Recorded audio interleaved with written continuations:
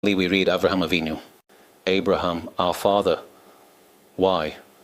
Rabbi Chaim of Volozhin explains, based on the verse, he who walks with integrity, fortunate are his children after him. Proverbs. This verse teaches us a profound truth. When a person lives a righteous life, when he works on his character, refines his behavior, and strives for integrity, his children are the ones who are blessed by that. They inherit that inner work. Let's say someone struggles with anger. He begins listening to Torah classes, reading books, learning strategies to stay calm, and little by little, he changes. He looks back and says, a year ago, if someone had said that to me, I would have exploded. But now I'm composed. I've learned how to control myself.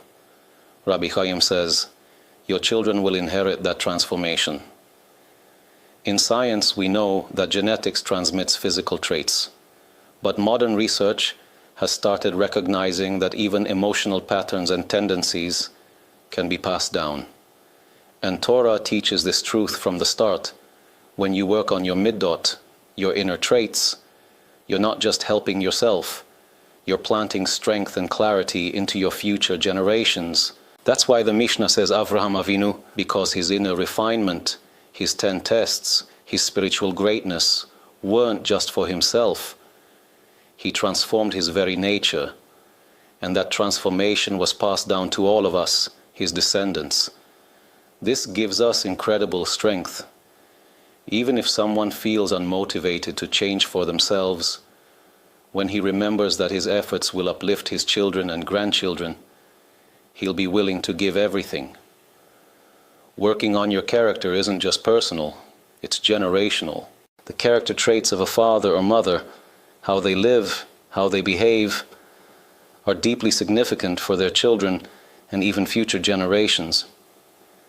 In the scientific world, it's widely accepted that environmental factors during pregnancy, not just genetic ones, have a major influence on the developing child.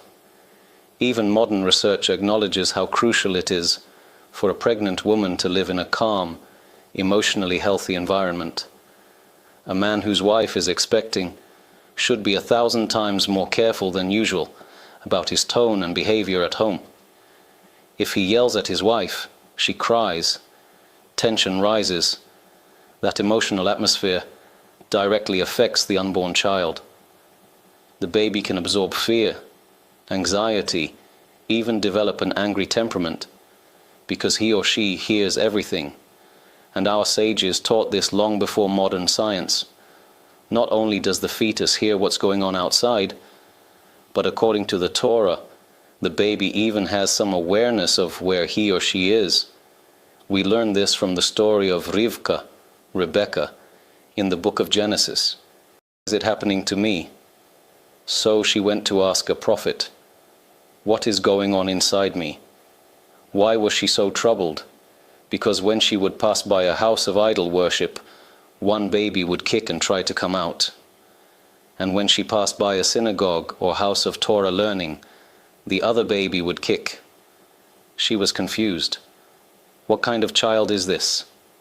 Does he love holiness or idol worship?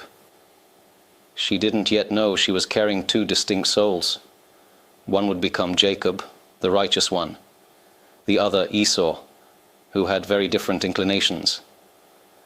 And when she asked the prophet, she was told, there are 2 nations in your womb. Each child would go his own way. Only then did she find peace, realizing these were 2 very different children, each with his own destiny. From this we learn that the fetus already feels, senses and responds to its surroundings. Whether a mother goes to synagogue or, God forbid, exposes herself to inappropriate places or environments, it has an effect on the unborn child.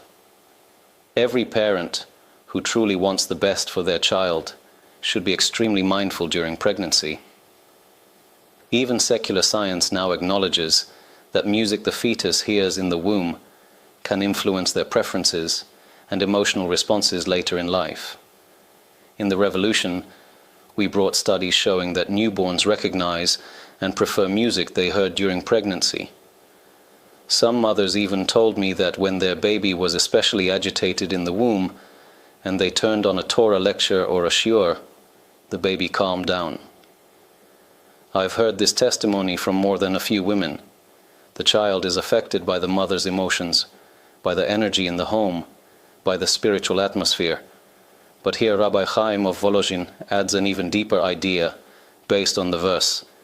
He who walks with integrity, fortunate are his children after him.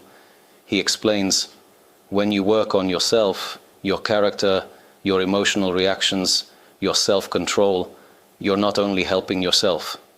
Your children inherit your inner work. They are born with greater inner strength, greater calm, more refined character traits, even before they learn anything from you.